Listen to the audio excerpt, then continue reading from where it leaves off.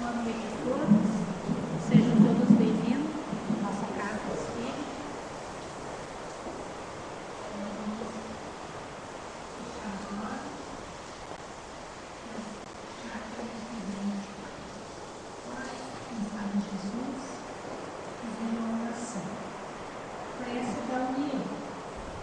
Senhor Jesus, concedestes o abençoado caminho da união contigo, desde a manjedoura iluminada até a ressurreição de todos, com a passagem pela cruz do Pai e da realização da vida e do testemunho do Santo, e a todos que estão na estrada de Deus, e a tua misericórdia nos guia, no campo da vida eterna, cobrando ainda luz para nossas sombras, certeza para as nossas vidas, e esclarecimento às nossas distrações.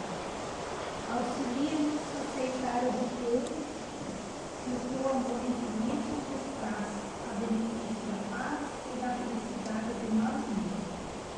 Que o sacrifício seja para nós uma vez, uma escola de aperfeiçoamento sublime, o serviço à oportunidade salvadora, o obstáculo ao ensinamento maior, o sofrimento necessário ficar, que as nossas dores sejam necessárias de alegria, que os espinhos da estrada permaneçam adornados de flor para nossos corações, e os preciosos lágrimas da cena constituam renovadas esperanças para nossa alma situada e tua luz.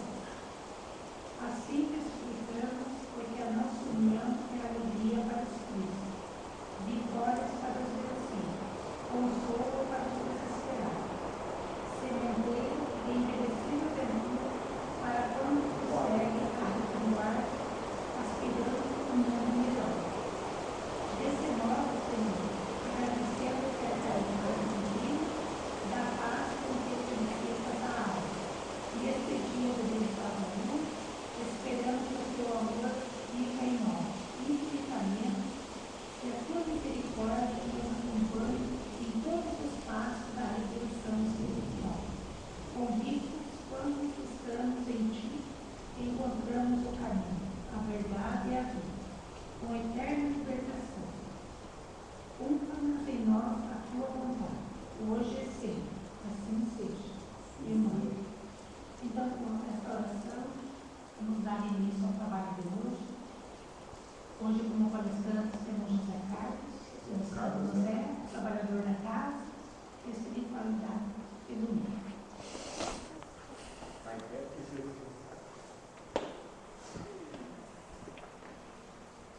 Essa luz eu vou apagar. Apagar a luz fica mais fácil.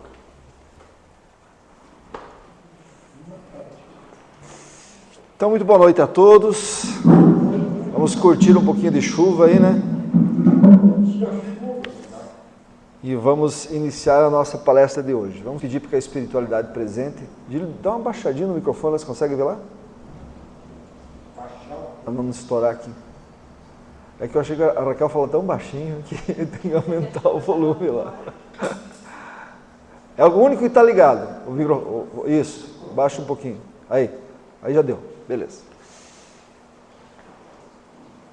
Então que a gente possa ter uma noite aqui de bastante entendimento, bastante esclarecimento, né? Que a gente possa ser proporcionado aí uma noite de bastante tranquilidade, que a gente possa levar essa energia nossa aqui desse momento para casa. Enfim, que a gente possa ter uma noite bastante agradável junto com os ensinamentos da doutrina espírita. Que assim seja. Eu vou falar para vocês hoje sobre uma parábola de Jesus chamado O Trabalhadores da Última Hora. E assim, é claro, nós não temos nenhuma, assim, a nossa proposta aqui não é vir aqui falar toda a parábola e todos os ensinamentos da parábola, porque os ensinamentos que uma parábola de Jesus traz para nós, assim, ainda é muito complexo, né? A doutrina espírita veio esclarecer com os seus critérios e os seus ensinamentos. A gente tem a possibilidade hoje de esclarecer mais, mas ainda assim, uma parábola de Jesus é algo bastante complexo, né? A gente tem que entender o seguinte, Quando Jesus falava por parábolas, ele comparava. Então ele usava o conhecimento daquele povo daquela época, o trabalho deles, a religião deles, a forma de viver deles, os rituais que eles tinham, casamentos e assim por diante, os símbolos que eles tinham, a comida deles. Então ele vai usar aqueles elementos para formar uma ideia para aquele povo. Mas junto com isso, ele precisa que essa parábola seja atemporal, que ela chegue até nós e a gente entenda. Então você veja, a tarefa não é fácil. Para Jesus talvez, né, era mais fácil. Mas para nós ainda, a gente precisa decifrar algumas situações para poder entender a parábola que ele contava naquela época para aquele povo, né? Então, tem muita informação, muita informação. Outra coisa, por que Jesus usa para falar sobre evolução? Porque, na verdade, essa parábola fala sobre evolução, fala sobre a ideia do trabalho como evolução. Por que ele usa uma vinheda, uma plantação de uva? Isso tem um significado antigo e atual. Por exemplo, na antiguidade, na época do judaica, os judeus acreditavam que a videira, ela representava o ser por completo. Então, a videira era o corpo físico, a uva era o corpo espiritual e a seiva, ou o vinho, ou o álcool, era o espírito. Era o espírito. E a doutrina espírita trouxe isso para a doutrina. Quando Kardec vai, em 1855, publicar o Livro dos Espíritos, os espíritos falam para ele, põe esse símbolo aí, Esse é o símbolo do espiritismo. É a cepa da vinha, né? Então, o que é essa ideia? A ideia de que quanto melhor você trata uma vinha, quanto mais condições e mais experiências aquela vinha tem, melhor o espírito, né? Então, o vinho significa, quanto mais puro é um vinho, melhor é o espírito. Essa é a semelhança, a analogia. E não é por acaso que Jesus vai transformar seu primeiro, milagre, vamos dizer assim, no seu começo de evangelização, é transformar a água em vinho, para mostrar para nós que ele veio aqui ajudar a gente a se purificar. Essa é a ideia. E não era qualquer vinho, um vinho bom, né? Até hoje a gente diz assim, quando uma pessoa melhorou da água para o... Então isso é uma coisa antiga que até hoje a gente ainda usa, né? Esse também é o fato de eles usarem o vinho, por exemplo, na celebração das missas. Claro que a explicação católica é um pouco diferente, mas a raiz de tudo é isso aí. Tá? Muito bem. Então, Jesus compara um vinho bom a um espírito bom. E para quem gosta de vinho, como eu, né, Gislaine? Como nós, um vinho branco, né? Eu gosto mais do vinho branco, e estuda um pouco e sabe um pouco sobre o processo de formatação do vinho, sabe que existe uma máxima entre os produtores de vinho, que é o seguinte: uma uva boa não pode ter vida boa. Para você conseguir uma uva boa de uma videira, a videira tem que passar por sofrimento. Uma boa uva só vem de uma videira que sofre. Literalmente, gente. Literalmente. Água, você não pode dar muita água para a videira. Tem que ser meio que a conta gotas. Ela precisa passar sede. A videira precisa passar sede. Outra coisa, ela não pode estar numa temperatura amena. Ela tem que sofrer drásticas variações de temperatura. Então, de dia tem que estar calor, de noite tem que estar bem frio. Aí você consegue que a videira tenha uma boa uva, né? Ou seja, o que os fabricantes de vinho fazem?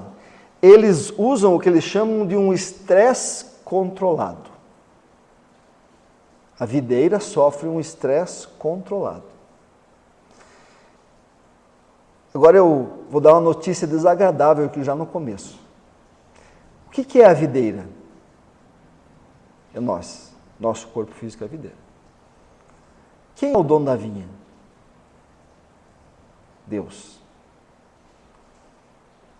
Então Deus, para que a gente produza um bom vinho, Ele usa uma coisa chamada estresse controlado. Então Ele não dá muita água para nós, porque se der demais a gente não produz bem. Ele faz com que a vida da gente tenha, assim, digamos, alguns altos e baixos de temperatura. Às vezes a gente está tão frio que, assim, meu Deus, essa minha vida não vai para lado nenhum, né? E tem vezes que está um calor danado, que assim, meu Deus, eu não sei o que fazer primeiro. Isso é estresse controlado, para que a gente produza um bom vinho. Para que a gente saia da nossa encarnação com algo melhor, um espírito melhor. Essa é a ideia. Por isso que você olha para o Chico, por exemplo, assim, né? E você diz assim, coitadinho do Chico. Coitadinho do Chico. Tinha angina, né? Quase cego. Apanhou da madrasta, né? Foi torturado, na verdade, com um garfo, era picadas, né? Teve que trabalhar desde os 12 anos, para sustentar a família, ganhou salário mínimo a vida inteira e ajudou a sustentar todos os irmãos e tal, né? Trabalhava na doutrina espírita, trabalhou todos os dias da sua vida até se aposentar e trabalhava na doutrina espírita à noite dentro do centro espírita, psicografava de madrugada. Coitadinho, Chico. Coitadinho de mim, gente. Coitado de nós. Para a gente chegar a uma videira da qualidade do Chico, da maturidade, isso aqui é uma videira antiga. É uma videira que já passou muito estresse controlado que a gente está passando. Para produzir vinho como esse aqui, nós vamos ter que passar séculos e séculos pela frente ainda para chegar lá. Então, para ele, isso, ele sabe. Tanto é que os grandes espíritos que vêm à Terra, nenhum deles pede facilidade. Estresse controlado. Está entendendo? E isso é natural, gente. As pessoas que apresentam alto conteúdo de espiritualidade ou algum desempenho em qualquer área, bom desempenho, passaram por um tremendo desafio, não é verdade? Pegue uma pessoa que tem uma certa idade, já sente do lado dela, dessa pessoa que já passou por muitos obstáculos, muita dificuldade na vida, né, desafios importantes. Essa pessoa tem muito o que contar para a gente. Se 10 minutos você senta do lado dela, você sai com, né, uma ideias, com uma nova visão de vida. Por quê? Estresse controlado. Passou? Produz vinho bom. Agora, senta perto de uma pessoa que passou só facilidades na vida, só contemplação. Teve tudo que queria, bastante água, né, temperatura amena, né, nunca teve problemas algum dessas questões. Senta do lado dela. Você fica uma semana e dali só conversa inútil. Você não produz nada. Está entendendo? Por isso que a vinha precisa passar por sofrimento. E a vinha somos nós. Tudo bem. Falando isso, vamos à parábola. Vamos lá. Jesus começa dando algumas ideias. Eu preciso falar sobre isso para vocês entenderem o final dela, tá? Alguns símbolos que são deles da época. Então ele diz assim, o reino dos céus. Toda vez que Jesus se refere a reino dos céus, ele está dizendo que é um lugar, um espaço. Quando ele fala em reino de Deus, é algo interno. É uma construção interna. É você contra você mesmo. Reino de Deus, produzir o reino de Deus em nós. É você chegar a um nível de vibração de respeito às leis divinas. É uma luta nossa. Isso é o reino de Deus. E quando ele fala em reino dos céus, é um espaço.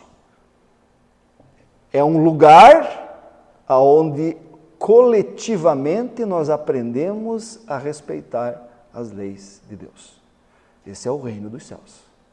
Para você participar do reino dos céus, você tem que respeitar as leis divinas. Todos que participam formam uma coletividade que respeita. Deu para entender? Então ele está dizendo assim, esse reino dos céus, um reino feliz, ele é semelhante a. E quando ele fala semelhante, ele sempre faz isso. Eu fui para até pesquisar nas parábolas. Toda vez que ele usa o reino dos céus é semelhante a, ele está falando de transição planetária. Ele está falando dessa nova era. Sempre. Lá no joio do trigo, na parábola das 10 virgens, na parábola das bodas, ele começa assim, o reino dos céus é semelhante a. Então ele está tentando comparar o que nós conseguimos enxergar hoje, para a gente começar a entender como é que vai ser para frente. Essa é a ideia. Ele diz assim, o reino dos céus é semelhante a um homem, pai de família. Pai de família, gente, não é um pai de família que a gente entende hoje. Porque hoje a gente entende um pai de família como aquela pessoa comprometida com a família, né? Aquele homem, família, marido, mulher e filhos. Não. Pai de família na época era uma coisa muito maior. Tá? Pai de família significava que família não era só 2 ou 3 pessoas. Vinha a família da mulher, vinha a família dele, vinha os servos, alguns escravos, vinha os animais. A coisa era grande. Então, pai de família era alguém que tinha posses, alguém que tinha condições, que tinha dinheiro. Ele dá a se entender. Então ele diz, o reino dos céus é semelhante a um homem, pai de família, que saiu de madrugada a assalariar trabalhadores para a sua vinha. O que está acontecendo aqui, para nós iniciar? Aqui se produz fumo. Quando é a época da colheita, as pessoas saem em busca de pessoas, trabalhadores, para ajudar na colheita de fumo, ok? E pagam a diária, certo? É isso que está acontecendo lá. Então esse pai de família sai de madrugada e vai em busca de trabalhadores para a colheita da uva nas suas vinhas. Essa é a ideia. E, ajustando com os trabalhadores a um dinheiro por dia, mandou-os para a sua vinha. Então ele chegou lá na praça e contratou os trabalhadores que ele queria, de madrugada, 6 horas da manhã, 5 horas, 6 horas da manhã. Tá? E ele disse para esse pessoal assim, quem quer trabalhar na minha vinha? Todo mundo levantou a mão. Parem e pensem um pouco. Se você está selecionando trabalhadores para trabalhar na tua produção, quem é os primeiros que você escolhe? Você escolhe um Zé Lismaia para colher fumo? Por que você riu, Margarida? Você acha que eu não sou capacitado para colher fumo? Você escolhe o Didílio para colher fumo? Não, Rosi, são os mais fortes, mais qualificados, mais experientes. Esses são os primeiros. É óbvio, né? Esses são os primeiros. Então, ele vai contratar esses primeiros. E a parábola ele continua dizendo assim, e saindo perto da hora terceira, opa, peraí, agora essa informação tem que falar. Qual é a hora terceira? Os judeus, eles usavam o mesmo contágio de horas que nós usamos. Tem as horas do dia e as horas da noite. Para eles, o dia começa às 6 da manhã, quando nasce o sol. E termina às 6 da tarde, quando o sol se põe. Então, às 6 da manhã é a primeira hora. A terceira hora seria qual hora? 6 mais 3? 9. Às 9 da manhã. Essa é a terceira hora do dia. Tá? Então, saindo perto da hora terceira, viu outros que estavam ociosos na praça, e disse-lhes, ide vós também para a vinha, dar-vos-ei o que for justo. Ele não diz para eles quanto vai pagar. Ele diz, vocês acreditam na minha justiça? Acreditam? Então vamos trabalhar na minha vinha. E aí ele contratou algumas pessoas às 9 horas da manhã, E esses iam trabalhar então até às 6, trabalhariam apenas 9 horas. Os outros já trabalhariam 12. Saiu então, porém, outra vez junto à hora sexta. Qual que é a hora sexta? Meio-dia. 6? 6. Né? E junto da hora nona, 3 horas da tarde. E fez o mesmo. Contratou mais trabalhadores, dizendo a eles: eu pagarei o que é justo. E, saindo perto da hora 1/10, 11ª hora, que horas que é? Agora ficou difícil. 5 horas. A última hora. 6 horas é a hora 12. Isso. Às 5 horas da tarde ele saiu de novo. Né? E encontrou outros que estavam ociosos. E perguntou-lhes, ele pergunta: por que estáis ociosos todo dia? Vocês ficaram passeando, estavam dormindo em casa, o que vocês fizeram? E eles respondem: não, ninguém nos assalariou. Ou seja, nós estávamos aqui desde as 6 horas da manhã. E ninguém contratou a gente. Ninguém contratou. Então diz ele: vós ides também para a minha vinha e receberei os justos. Quem que é esse pessoal que ficou lá, que estava na praça às 5 horas da tarde? Pensa você sendo o selecionador de pessoas. Quem que era essa galera? Os mais fraquinhos. O rapo do tacho, né? É o que sobrou, não é verdade? Os mais fracos, os mais doentinhos, talvez algumas mulheres, né? Talvez até crianças, a gente não sabe do tempo. Mas enfim, eram aqueles mais coitados. Mas também eram os mais necessitados para trabalhar.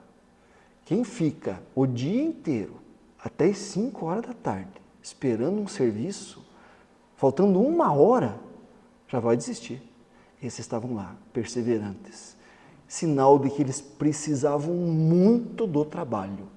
Nem que fosse para ganhar uma migalha por 1 hora de trabalho. Isso tem que ficar bem claro. Esses são os trabalhadores da última hora.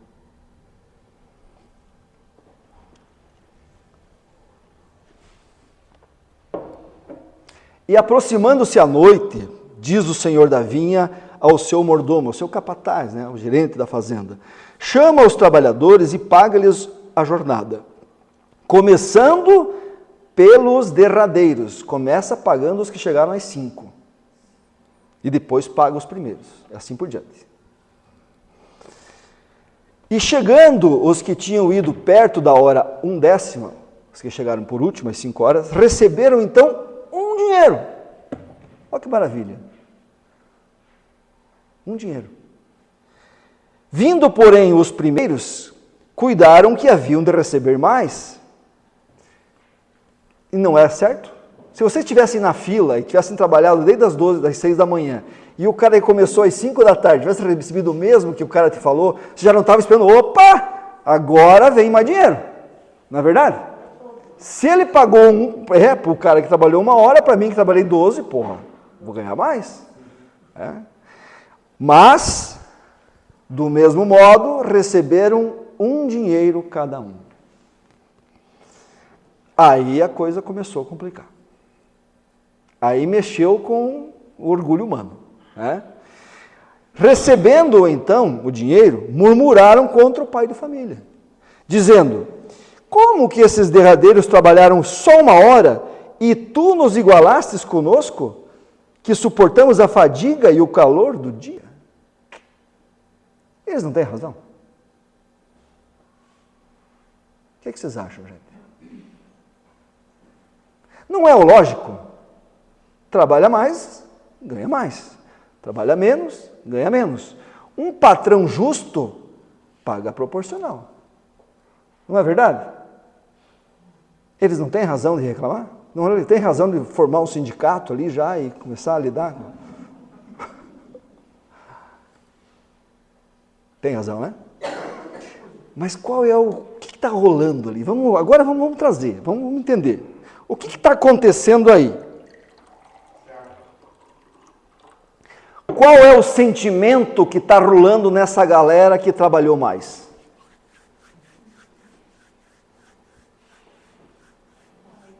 Hã? Inveja. Inveja. O sentimento é inveja, gente. Inveja. Vou dar um exemplo para vocês tirarem, saiam daqui. Vamos imaginar o seguinte. Vamos imaginar que você comprou um carro novo, tá? Você comprou um carro novo, foi lá na agência, você economizou uma grana e você tem o sonho de comprar um carro 0 quilômetro. Você foi lá e comprou o carro 0 quilômetro. Meu Deus, você está muito feliz. Você veio o carro para casa, chegou de manhã, leu o manual, ninguém faz. Alisou aquele carro, né? Saiu passear pela Itaiópolis para mostrar para todo mundo que você está com um carro 0, levou a família a dar um passeio, né? Contou para os amigos, telefonou e tal. Você está muito feliz com o carro, muito feliz. Ao final da tarde, você foi colocar o carro na garagem, ainda passou uma pelúcia lá para tirar a poeira que passou o dia, deixar ele um brilho. Aí você vê o teu vizinho encostando na casa dele com um carro novo, melhor que o teu.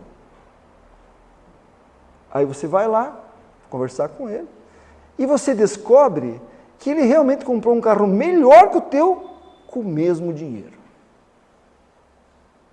Acabou a felicidade. Caiu o beiço. O carro novo dele já não tem o mesmo valor. Não é verdade? Por quê? Ué, o carro novo. Ele estava tão feliz com o carro. De repente ele perdeu a felicidade. O que é isso? Inveja. Bem-vindo ao reino humano. Todos temos. Todos temos inveja. A gente não admite, mas em determinadas situações a inveja aponta. Esse caso é inveja. Imagina se o vizinho não tivesse comprado o carro novo. Ele ia estar muito feliz com o carro, se não existisse o vizinho. Não é verdade? Imagina que esse pessoal que trabalhou das 6 às 6 da tarde, fossem os únicos que tivessem trabalhado na vinha. Eles iam receber um dinheiro e estavam muito felizes. Não é verdade? Mas apareceu outros que trabalharam menos e ganharam mais. E isso para nós seres humanos é o fim da piroca. Não dá para entender isso. Está entendendo? Isso é inveja. Inveja. Então, o dono da vinha responde a um deles, diz assim: amigo, não te faço agravo, eu não estou prejudicando. Não ajustasse tu comigo por um dinheiro? Toma o que é teu e retira-te. Eu quero dar a este derradeiro o tanto como a ti.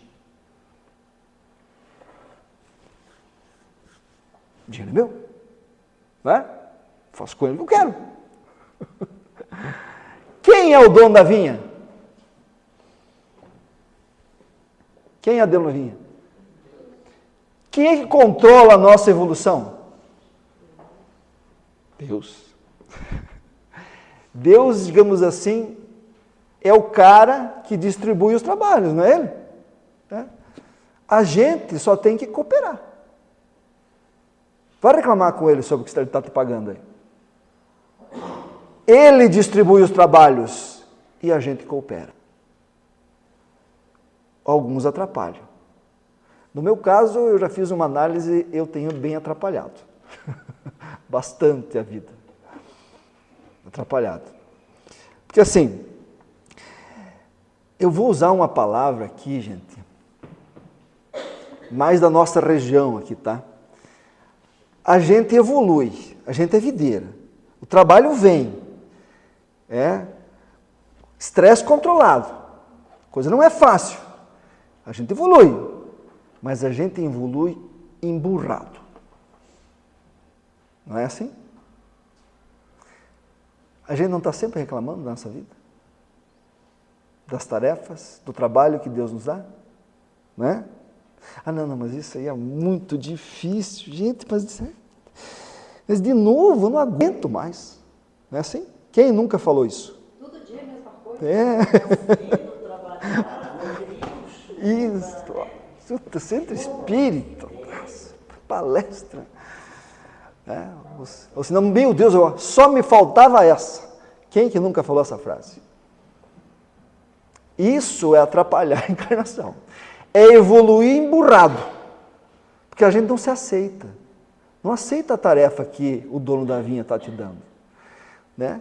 Então, assim, ele diz ali, o dono da vinha, ou não é lícito fazer o que eu quiser do que é meu, do meu dinheiro. Ou é mau o teu olho porque eu sou bom. Quem é que tem um olho mau? O invejoso. Então ele está dizendo que o cara está invejoso. É isso aí. Quantas vezes a gente põe o nosso olho mau numa pessoa boa? Quem nunca fez isso? Desqualificou aquela pessoa. Às vezes trabalhando, mas olha, está mosqueando. A gente faz isso. Isso é inveja. Isso é inveja. Tá? Às vezes, a gente tem, que eu falo que a gente atrapalha a nossa encarnação, é porque às vezes a gente se acha Deus. Vocês nunca tiveram crise de Deus? Eu já tive. Não. Crise de Deus, tipo assim, meu Deus, é boa. Eu falo para meu filho fazer isso, ele não faz.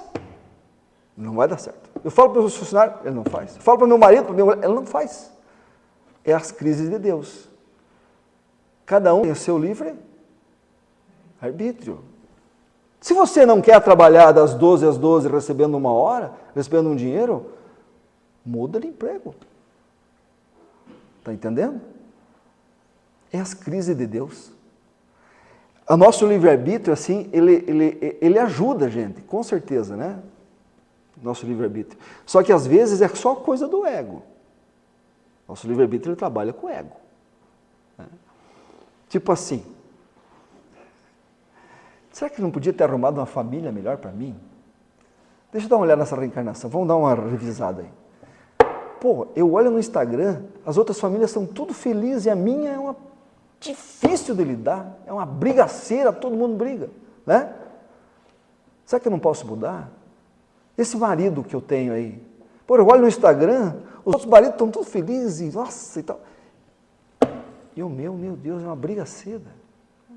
Esse emprego, esse trabalho, eu olho o Instagram, comparação. Vocês já viram? A gente se compara, e aí a gente usa o livre-arbítrio errado. Porque o livre-arbítrio é movimentação do ego. Quem é você para dizer que isso é bom para você ou não? Quem pode dizer isso é o dono da vinha. Mas você pode mudar. Se quiser, você muda de família, muda de emprego, muda de marido. Você muda. Mas aí a consequência é tua. Esse é o livre-arbítrio. Você pode mudar de emprego. Se quiser. É uma decisão sua. E aí ele continua e termina a parábola. Já deu para entender bastante da parábola, né? Ele diz assim, assim os últimos serão os primeiros, e os primeiros serão os últimos no reino. Porque muitos são chamados, mas poucos são os escolhidos. Quem ainda vibra nessa inveja, que não se alegra com a alegria dos outros? Você imagine, o cara trabalhou 12 horas, recebeu um dinheiro, foi ele, o outro foi lá, um coitado, um doente, trabalhou 1 hora, recebeu a mesma coisa. A gente vai ficar alegre. O meu vizinho comprou um carro novo com a mesma coisa, o meu dinheiro. Meu Deus, que legal. A próxima vez que for comprar um carro novo, eu vou pedir ajuda para ele. A se alegrar com a alegria dos outros. Quem não tem, ainda não construiu em si essa capacidade, gente, infelizmente, ocupará os últimos lugares no reino dos céus. É isso que ele está dizendo aí. É isso que ele está dizendo. Porque os trabalhadores da última hora, eles não estão pensando isso. Eles não estão pensando isso. Esses são os primeiros. E é por isso que ele chama para pagar primeiro. E fechou. O que ele está falando nessa palestra para nós terminar falando? Ele está falando de mundo novo. mundo de regeneração. Nesse mundo onde invejoso não tem vez. Então eu queria destacar algumas coisas aí a respeito disso, para a gente montar a parábola falando sobre transição planetária.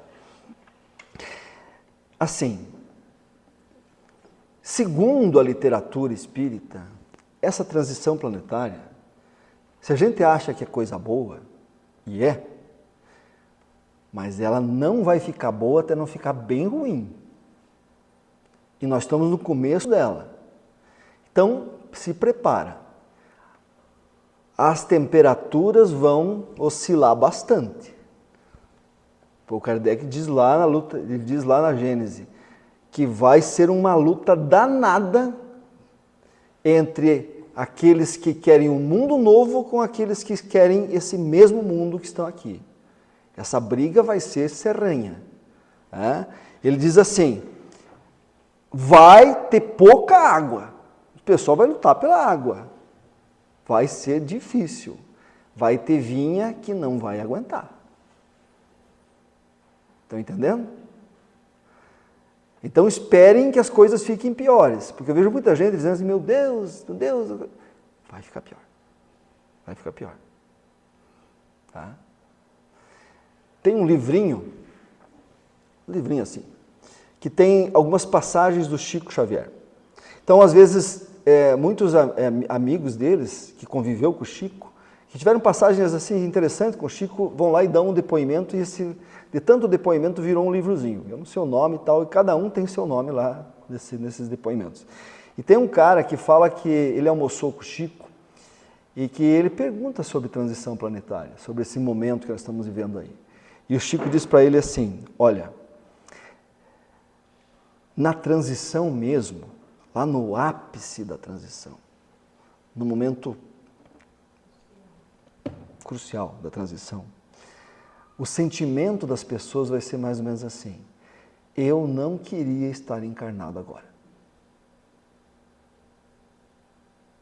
Para vocês saberem o que está vindo.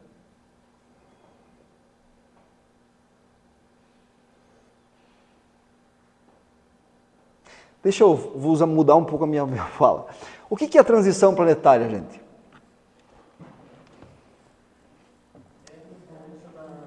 Não é o planeta que vai mudar, é as pessoas que têm que mudar. Sim.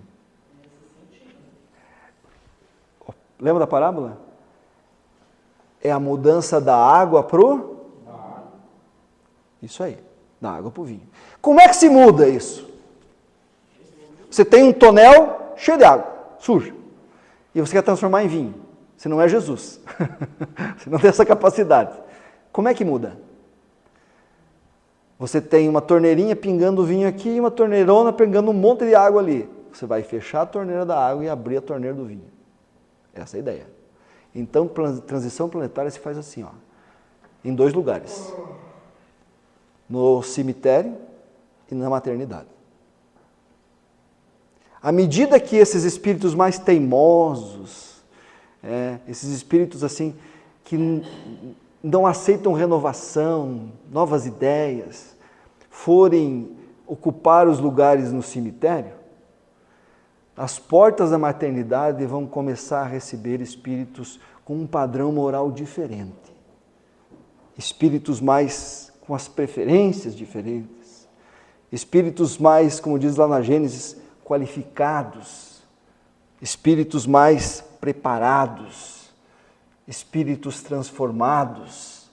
Esse pessoal vem para botar o tendel. E quem não estiver preparado para aguentar a vibração dessa galera, não aguenta a vinha.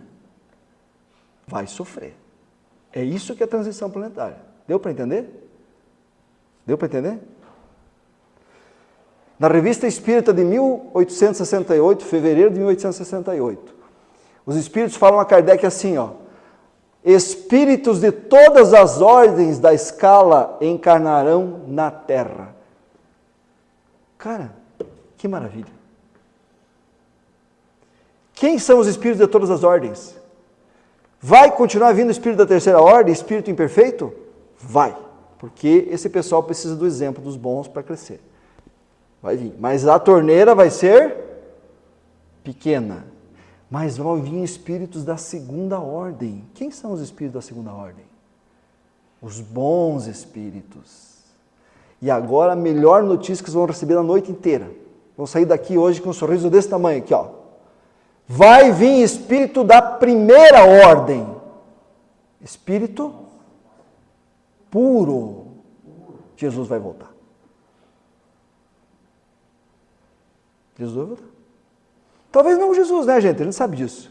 Mas um espírito do quilate de Jesus que vai impulsionar tudo isso e vai comandar tudo isso. Quando? Não é semana que vem. Não é em 2057. Talvez não é nem daqui a 100 anos. Talvez daqui a 1000 anos. Mas ele vem. É o que diz na Revista Espírita. E vem também junto com ele, ou esses vêm antes, esses já estão chegando, os trabalhadores da última hora. Porque a gente não pode ver também só os trabalhadores da última hora como aqueles necessitados de trabalhar. A gente tem que ver também os preparados. Porque ali, às 5 horas da tarde, quando o cara foi selecionar, talvez tivessem alguns velhinhos experientes. E ninguém pegou. Isso pode acontecer? Aqueles que sabem terminar o trabalho. Aqueles que depois da colheita de fumo, toda a colheita diz, não, esse aqui não põe junto. Aquele que melhora a produção de vinho, que precisa só de 1 hora de trabalho.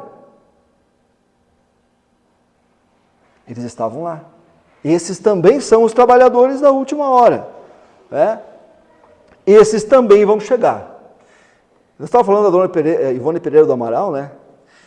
Tem uma história dela, que encaixa bem aí, que um dia ela recebeu uma visita na casa dela do Victor Hugo, escritor de Os Miseráveis, talvez um dos maiores escritores da nossa era para trás aí. E ele chegou a bater um papo com ela, e ela, né, imagina, e ele disse para ela, olha, a gente tá voltando, a gente está voltando. Já estou formando um time lá. Eu sou o capitão do time. Está vindo aí Chopin, Beethoven, Newton, Copérnico, Lavoisier. Não perde para a Noruega esse time. Bom, esses são os espíritos trabalhadores da última hora. Experientes. Que estão só esperando o Senhor da vinha e dizer assim, vai. Vem! E eles estão vindo. Estão entendendo? Enfim, gente, lá no livro do Evangelho segundo o Espiritismo diz assim, todos vós sois trabalhadores da vinha. Todos nós somos. Quem está aqui agora é trabalhador da vinha. Trabalha, né? Todos vieram quando chamados, uns mais cedo, 6 horas da tarde, outros às 9 horas da manhã, outro ao meio-dia. Cada um de nós tem tempo para chegar. Uns mais cedo, outros mais tarde, para a encarnação cujos grilhões carregais. Mas há quantos e quantos séculos o Senhor vos chamava para a sua vinha, sem que aceitais esse convite. Eis chegado agora o momento de receber o salário. Empregai bem esta hora para o que vos resta. Não vos esqueçais de que a vossa existência, essa encarnação hoje, que você está combatendo ela, reclamando, murmurando, emburrando, essa é a hora que vos resta. Essa é a hora nossa. Não vos esqueçais de que a vossa existência, por mais longa que vos pareça, não é mais do que um momento muito breve na imensidade dos tempos, que constitui para vós a eternidade. Essa encarnação hoje, para nós, é a última hora de uma vida inteira que nós tivemos como espíritos rebeldes para trás. Essa é a hora de chegar, essa é a hora de fazer, essa é a hora de abraçar, essa é a hora de acolher, essa é a hora de amar. Essa é a hora. E para terminar, a grande pergunta da noite. Quem são os trabalhadores da última hora? Jesus fala em 3 grupos, eu já falei de 2. O primeiro, os que estão tendo as suas últimas oportunidades de trabalho na terra. Os caras que estavam às 5 horas. Era a última oportunidade que eles tinham. Eles abraçaram. Eles abraçaram. O Senhor da vinha convidou eles. Vamos. O segundo grupo, os que mais precisam trabalhar, os necessitados. É aqueles que pediram por favor para estar aqui hoje. E o terceiro grupo, que é o grupo experiente.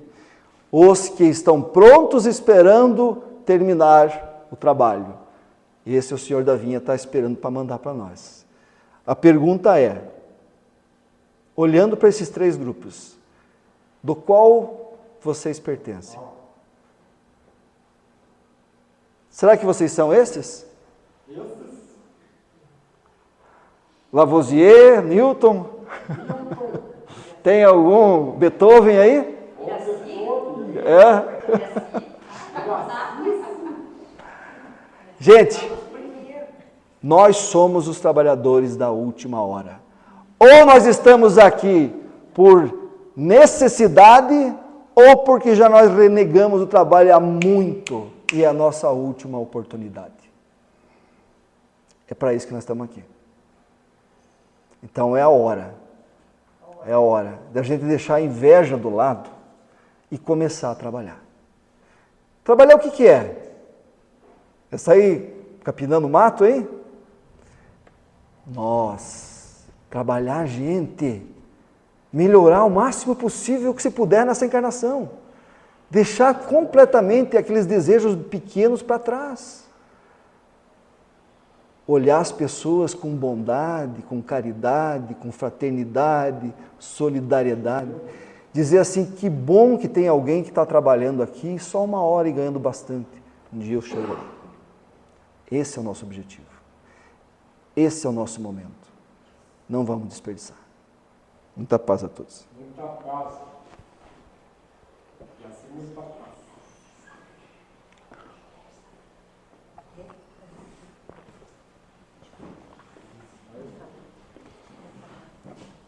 Obrigada, Zé, pela aula, pela fala, porque não tem como não tocar a gente e fazer a gente pensar final de semana, semana que vem, mês que vem.